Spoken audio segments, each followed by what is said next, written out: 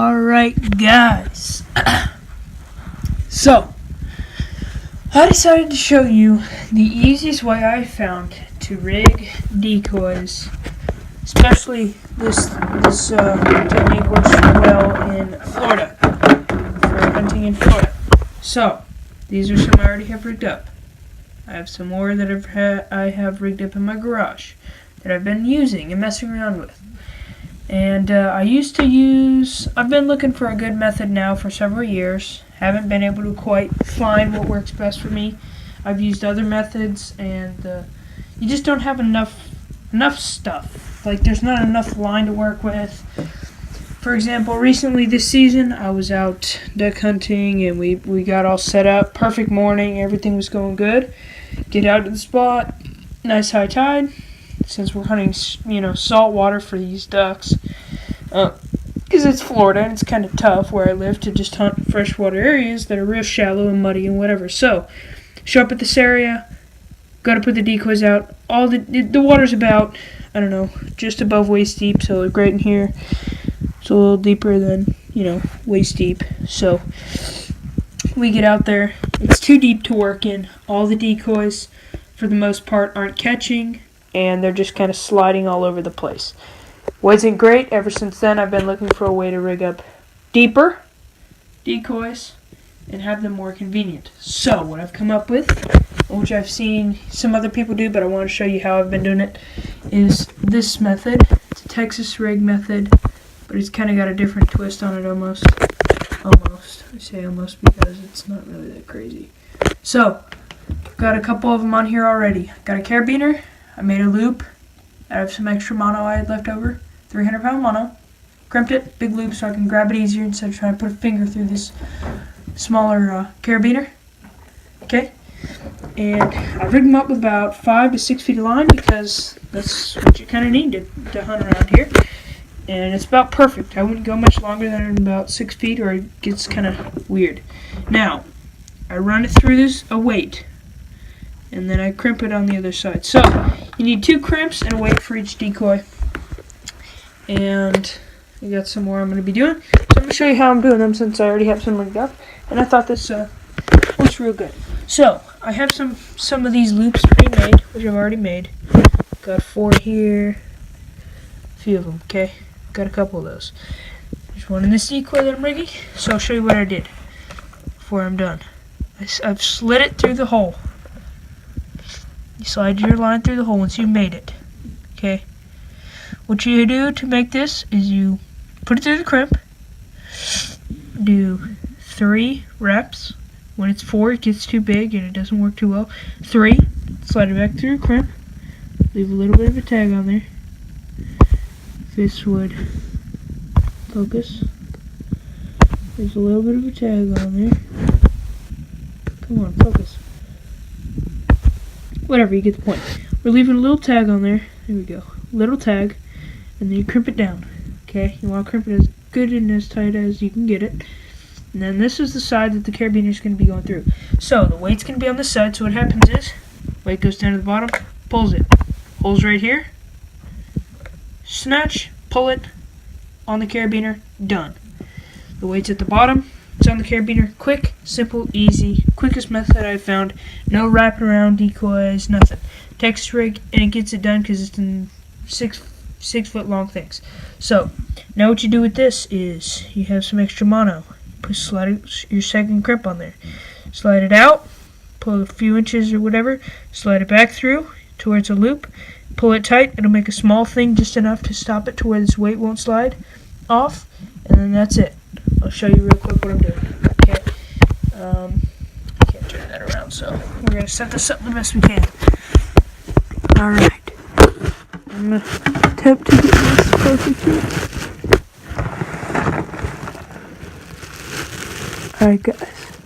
So, like I said, I just slid it through the crimp.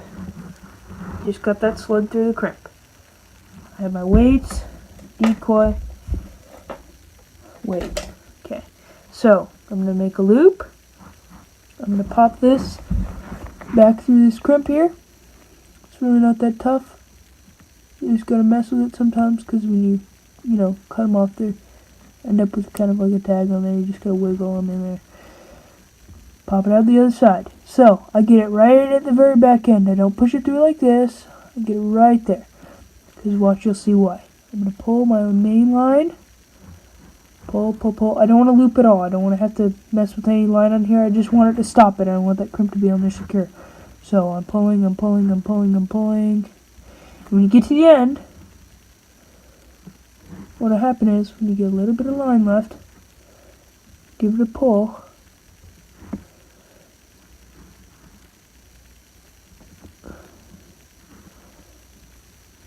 Your tag end pops out and it gets longer because it runs out of line. So it pops it through a little bit. So now you have a tag end, the loop, crimp. Now what I'm going to do, take my crimper. Bam. Get it on there. Crimp one side. You want this good. You don't want this coming off. I'm going to show you the materials you're going to need in a sec to do what I'm doing. Okay? Materials are pretty easy. To do 50 decoys, just get the line and stuff. So there's the weight rig. Weight's not coming off of there. That weight is not coming off of there. It's on there good. Okay, so weight's on there. Stop by that. Slides up. Decoy, the loop, stops it. That's how it runs. Alright, so I'm going to put this on the carabiner. See how it's going to be strung up. So, our loop on the carabiner. If I can refrain from dropping this.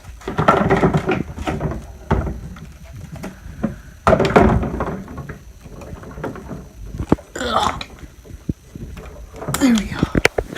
So, I popped it on there, broke that decoy. Got a few rigged up on here so far. 1, 2, 3, 4, 5, 6, 7, 9 decoys rigged up on there right now. So, I'm going to have about 12 on each carabiner. Got some outside. So what you need is, you get yourself a 100 pack of these 300-pound crimps. 300 pounds. I like the big sleeves. They kind of get in the way a little more. So I get the longer sleeves. So this is about $7, $7 for 300-pound crimps to suit the 300-pound line, and you get 100 of them. Okay?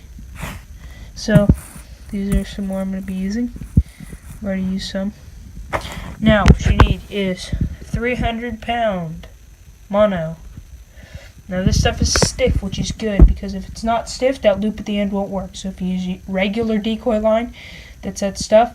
When you put it on the decoy and you let it sit after a few hunts, it'll turn real thin and it'll kind of be dumb and kind of tough to get back on the decoy line. So 100 yards of that. 100 yards is 300 feet, 6 feet each. That's enough to do 50 decoys at 6 feet. So if you were to do 3-foot Texas rigs, that would be you could do 100 decoys with this, but you'd have to buy 2 of these packs if you want to do 100 decoys. But to do them at 6 feet, you have the perfect amount of stuff if you do the lines at 6 feet. So that's what you need. And you need weights. I recommend anywhere from 3 ounces if you're going in a smaller area where it's kind of shallow, where it's not that big of a deal, so something like that. 3 ounce, 4 ouncer, up to about 6 ounces, which is 6 ouncer. If you're on a flat that's 10 feet deep and you're diver hunting and you're putting out decoys one at a time, which I don't really know anybody who does that, you're going to want a heavier weight. But yeah, so there's that. That's how I do it. I want to show you guys that. I'm also going to do a segment on how to repair decoys that have been shot and have holes in them, and pick the ones that pick up water. I've got some pellets in them. That one's got holes in it, but you can't hear it. So these ones have all gotten holes in them. This will be the next segment that I'll do. Hopefully you enjoyed. That's the easiest way I've been able to find to rig up duck decoys to hunt on Florida flats. 6 feet's about perfect for me. And it works great. So thanks for watching. subscribe, let me know what you think. See you later.